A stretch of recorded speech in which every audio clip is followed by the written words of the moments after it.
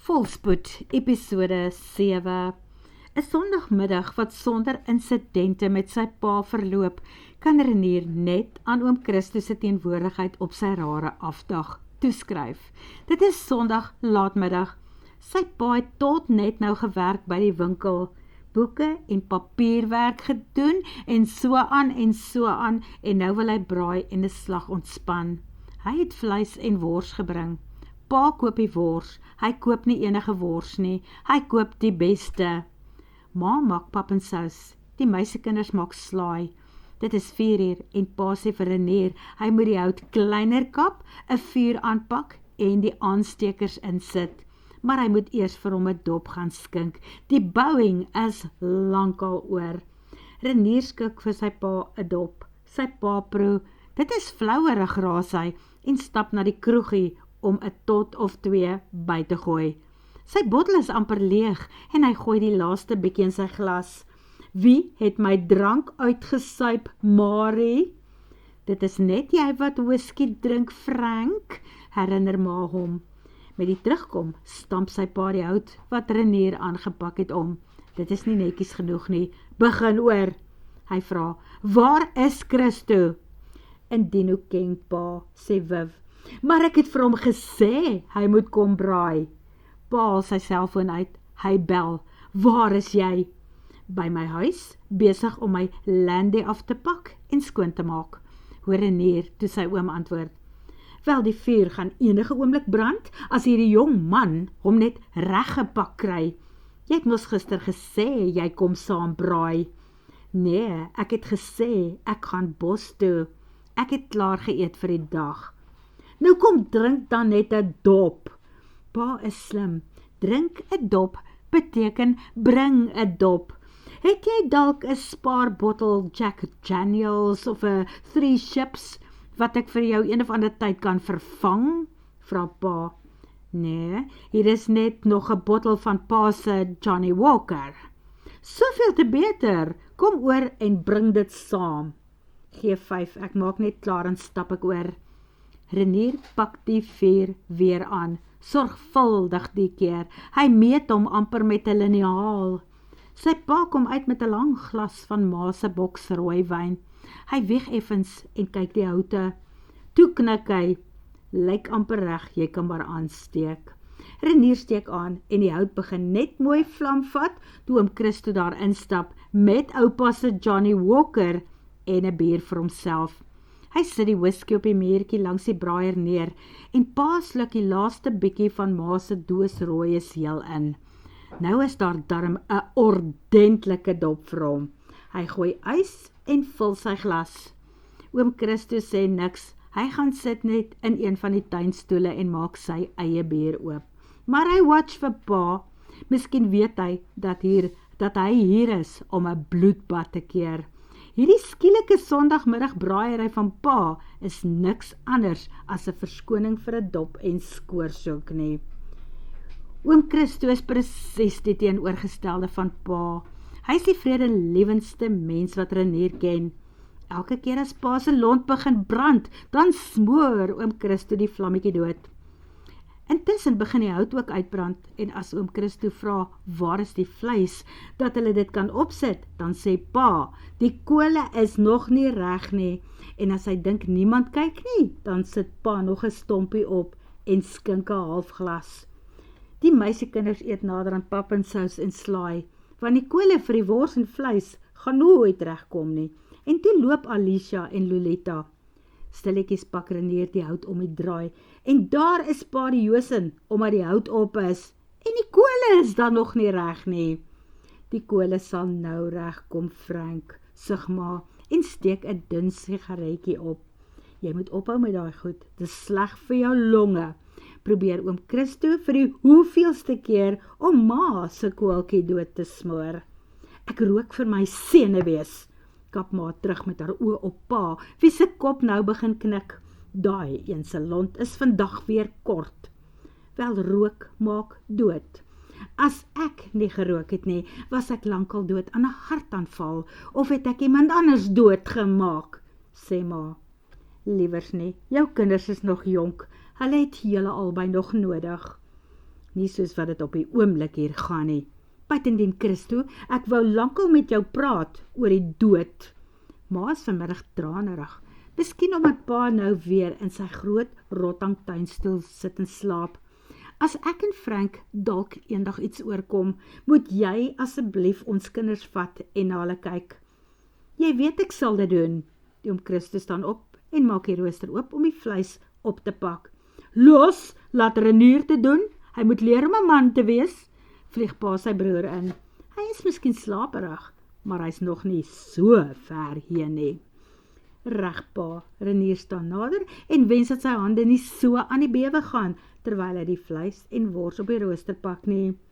Dis doodreg so, jy het goed gedoen, paai oom Christo. Maak die rooster nou toe en sit dit op die stene, sê pa. Maar Jessie, die rooster is swaar en amper glip hy uit sy hande. Toe gryp oom Christo en sit dit presies reg neer. Albei van hulle kyk verskrik in pa se rigting. Gaan hy hulle uittrap? Nee, die een is daarom los by hom verby. Sy kop hang op sy bors. Renier gaan sit aan oom Christo se regterkant. Hy sal die vleis moet dophou. As dit brand, gaan sy gaai velle trek. Maar dit is oom Christo wat onder die rooster gaan inloer en toe die vleis vinnig omdraai. Met pa Frank wat een oog oopmaak. Los Christo, laat Renier dit doen. Ma maak vir hulle groot oë. Reg so. Renier staan op, gaan tel die rooster van die vuur af op en sit hom weer in dieselfde posisie neer. Die vleis is mos nou net omgedraai. Christo, en jy moet asseblief nie my kinders van mekaar skei nie. Hulle moet 'n familie bly, lank na my en Frank se heen gaan. Beloof my dit. Ma staan op en kom sit haar een hand om Renier se nek. Ma is klein, hy is daarom al lank al by haar verby gegroei. Ek beloof, antwoord sy oom en knipoog vir hom. Renier glimlag skewerig in sy rigting. Oom Christo kan beloof soos wat hy wil. As pa en ma die dag nie meer daar is nie, dan pak hy sy goed en vlieg na oom Bobby in Amerika toe. Uiteindelik is die vleis reg en pa staan op. Hy gaan inkruip. Mens eet nie op 'n nugter maag nie en hulle het nou so lank gesloer met die braaiery dat sy maag weer nugter is. Nie waar nie. Pa Frank trap 3 rye spore na sy kamer toe. Vanaand snork hy so dat ma by Alicia in haar dubbelbed gaan klim.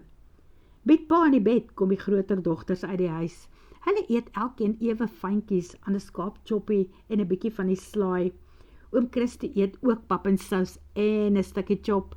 Hy sê sy choppies van vanoggend lê nou deur ver agter hom. Renier is die enigste een van hulle klomp wat eet omdat hy regtig honger is. Ag, hy's hol tot by sy knieë. Hy eet 'n berg pap en 'n heel skaap en dan lyk hy nog steeds soos 'n biafraan. Verwyd Lolet. Wat is 'n biafraan? Wil Renier weet. 'n maargat soos jy, antwoord sy sussie. Maandagoggend voel dit asof die skool nooit van plan is om uit te kom nie. Renier se gedagtes bly draai na die swart lintekar op die Schultz grond en die beursie met die R200 note wat hy aan sy lyf dra om daarvoor te gaan betaal. Daar is net een ou by die skool wat hierdie brandende gevoel om te wen regtig verstaan en dit is sy een vriend, Craig de Wet. By die ander ouens praat hy nie eens oor sy loopbaan as renjaer in Amerika nie. En Craig brei net teenoor Renier uit oor sy groot droom om eendag goud te wen op die Olimpiese spele in die bergfiets en padafdeling. Vandag op die bus is hulle weer entoesiasties aan die gesels. Beloof jy, sê vir niemand, maar ek gaan vandag my kar koop, bieg Renier teenoor Craig. Great and good luck, en mag jy altyd met daai kar wen. Ek het Saterdag my eerste groot fietsryresies gewen. Padfiets, jy kan daai gevoel op die podium vir niemand beskryf nie. Ek het gehoor toe hulle dit in die skoolsaal afkondig. Vat 5 en mag daar vele meer sulke oorwinnings wees. Hulle skud blad en toe staan Renier op en tel sy swaar skooltas op. Dis hier waar ek moet afklim. Hoekom hier? Dis nog so ver van jou huis af. Besigheid, my kar staan agter daai hekke. Renier wonder of hy vir sy 2 ouer susters ook moet waarsku dat hy ongeveer 10 km van hulle normale bushalte afklim. Maar hy besluit daarteen, die aggies gaan net opgemaakte stories by hulle pa aandra. As my susters dalk vir jou vra waar ek is, dan sê hy vir hulle, jy het nie 'n koekenklou nie, het jy dit kry? Sure, Renier. Gelukkig is die 2 te besig om met vriende op die bus te kuier, om op te let toe hy by hulle verbyglip. Hulle sien hom buitendien net raak, as hy moet help tasse dra. Vandag is hulle op hulle eie. Rozaan wag hom na by die plaashek in. Ek het na die kar se stukke in die stoorkamer gaan kyk, maar daar's nie regtig veel oor nie. As jy nie verder belangstel om te koop nie, sal ek jou nie kwaadlik neem nie, sê sy. Maar as ek belangstel en ek het die geld hier by my vir die deposito, sal jy asseblief die kar aan my verkoop, tannie Rozaan? En daar doen sy stem dit weer. Hy klink vir homself soos 'n tuisgemaakte woe-woe-sella. Ja, ek sal, mits Woesie se oudheidse trok regtig 'n oulike plaasvervanger en tuisversering vir my gaan wees. Sy stap vooruit huis toe, maar kom eet eers iets. Daar het kos oorgebly van Saterdag se troue, en as jy na my kinders aard, is jy na skool blou van die honger. Hy is vrek honger. Hoe oud is jou kinders, tannie Rozaan? Vra Renier, nadat hy die geld voor haar uitgetel het. Die res sal hy bring wanneer hulle die kar kom haal en hy kans gehad het om by die bank uit te kom. My oudste is 'n dogter.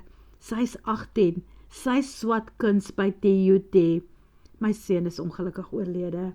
Hy was ook 14, sê sy. Ek is jammer oor tannie se seun en tannie se man, stotter Renier. Hy weet mos daarvan, Woesie het hom ingelig. Ja, ek ook, dit is nie maklik nie. Renier se oë wil amper uit sy kop peel, toe sy 'n lekker bord gekookte kos en 'n blikkie Coke op die kombuistafel voor hom neersit. Dankie tannie. Plesier, eet gou klaar, dan ry ons na Woesie se plek toe en daarna vat ek jou met die kar huis toe. Ek gaan beslis nie dat jy die 10 km huis toe stap of ry loop met daai swart tas van jou nie. Sy maak vir haarself 'n koppie tee en kom terug om datums in 'n dagboek te skryf toe haar selfoon lui. En toe stap hulle uit garage toe om na daardie mooi kar van haar wat sy moet gaan uittrek, die Audi Q7 met die leersitplekke. Renier wag dat sy die bak agter oopmaak. Hy kan beslis nie sy tas op haar sitplekke neersit nie. Hierdie kar is baie duur, besluit hy met die inklim. Mens ryk die leer. Nogal, maar dit het geen tweedehandse waarde nie, glo my. Ek was vandag met hom by die garage om hom te verkoop. Hulle bied my byna niks vir hom aan nie, sê sy. Nou, hoekom wil tannie hom verkoop? Hy ry dan so lekker. Jy's reg, antwoord sy met 'n hartseer klank in haar stem. Die kar ry baie lekker, en dit is omtrent al. By Woesie se karrebegraafplaas wag die donker knaap hulle al in. Hy hou Renier terug toe die dame, wie se hare vandag in 'n netjiese poniestert laag in haar nek vasgevat is, eers tussen al die gemors deurvleg om na die verwronge wrak van 'n wit NP Nissan 200 deur agter in die hoek te gaan kyk. Dit was haar man se bakkie. Die brandweer moes die mense daar uitsny. Ek wou die ding al laat gaan vir scrap metal. Dan kry ek en sy albei geld. Dan dink ek aan haar. Miskien wil sy net weer vir oulaas kom kyk. En dan doen sy dit, fluister Woesie vir hom. Soos nou, vra Renier. Ja, net soos nou, antwoord Woesie. Maar vandag kom Rozaan terug en sê, miskien moet jy hom uiteindelik maar laat gaan, Woesie. Dit is tyd om aan te gaan en klaar te maak. hy vat net spasie hier in jou stoorplek.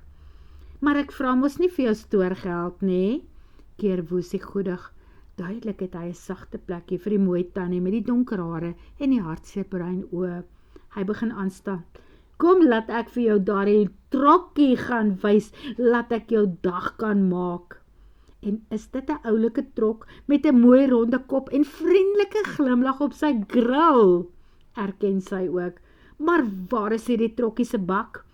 Hy's hier, maar ons moet hom eers restore. Maar ons sal, ek en Renier sal die job doen, beloof Woesie sonder om sy medegepligtige te raadpleeg. Onder enige ander omstandighede sou Renier hom respekvol, doch ferm daarop gewys het dat hy eers geken moet word in so bedrywige saak. Maar vandag gaan dit oor 'n groter doel. Renier, gryp een kant, sê Woesie. Woesie kry 'n vervlentere houtsleepwa wat mens aan 'n ossewa laat dink aan die stangbeet en beur dit nader. Hierdie ding, hy gaan sy bak word agter daardie trokkie, beduie Woesie. Kan seker werk, tannie Rozaan kyk skewe kop na die kontrep sê. Ons sal die splinters afskuur en die stikkende houte vervang, beloof Woesie. En daar sien Renier hoe die aantreklike vrou so waar oor die saak dink. Ek stem saam oor die skuurwerk om van die splinters ontslae te raak, maar ek soek nie nuwe houte nie. Ons kan dit eerder toeverf, net soos wat julle gesê het, sodat daar nie verder splinters loskom nie. Hierdie ding is eintlik pragtig. Veels Renier, geluk Renier en Woesie. Ek dink ons gaan besigheid doen, sê sy. Jippie! Renier spring op van blydskap en af in 'n moerse groot geroeste spyker, wat 'n liderlike sny langs sy enkel maak en hom in mekaar laat sak van pyn. Ag nee, dit lyk sleg, roep Rozaan ook uit, en hurk besorg langs hom. Ons sal jou by 'n dokter moet kry, jy sal moet 'n inspuiting kry, en dalk steke ook nog. So geroeste spyker kan vir jou bloedvergiftiging gee. Het jy 'n huisdokter of 'n mediese fonds? Waar gaan ek met jou heen? Nee tannie, maar my pa se jonger broer is 'n dokter. Ons gaan altyd sommer net na hom toe, steun Renier en byt op sy tande, om nie soos 'n simpel babietjie aan die chunk te raak nie. Woesie help hom tot by die Audi. Waar is jou oom se praktyk? Vra Rozaan. Hy het nie een nie. Hy werk in die noodgevalle afdeling van die Nonna se hospitaal. Sy huiwer voordat sy weer begin ry. Miskien dink sy dat 'n dokter wat in 'n sendinghospitaal werk, nie in staat is om 'n lewe en dood noodgeval soos hierdie te hanteer nie. Maar uiteindelik neem sy besluit. Beduie my waar ek moet ry om by die hospitaaltjie uit te kom. Vandag lyk die ou rooi baksteengebou waar oom Christo werk verwaarloser as ooit tevore, toe hulle met die luukse kar voor die deur stilhou. Op die stoep sit die eerste linie dame wat pasiënte volgens die erns van hulle probleme klassifiseer. Miss Gwen, noem die mense haar. Daarvandaan word hulle deurgestuur na oom Christo, Dr. Udo Gerber of Dr. Vladimir Ufondo. Wat is jou oom se naam? Vra Rozaan en hak by Renier in, wat stoep toe hinkepunt. Duplessis, Christo Duplessis, kry deur saamgeperste tande uit. Dit is so damn seer.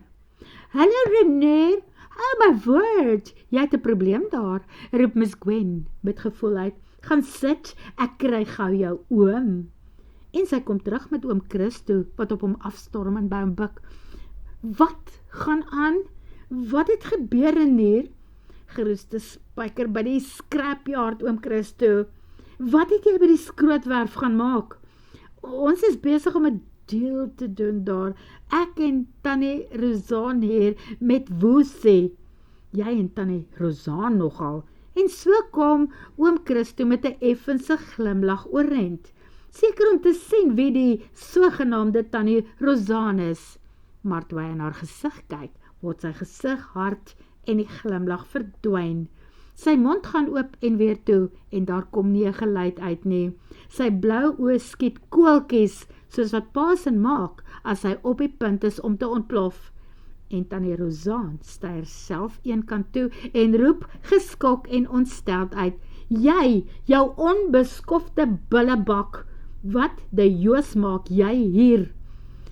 Wag, Tannie Rozaan, keer Renier en probeer opstaan. Dit is my oom Christo, en oom Christo, dit is Tannie Rozaan Schultz. Die voortjie staan by haar huis. Oom Christo kyk onthutst na hom. Wag, ons kry 'n rolstoel. Maar eers wil ek weet, hoe op die aarde het jy dit reg gekry om 'n kar op te spoor wat aan hierdie helle veeg behoort? Vergeet daarvan, ons soek 'n ander kar. Word vervolg.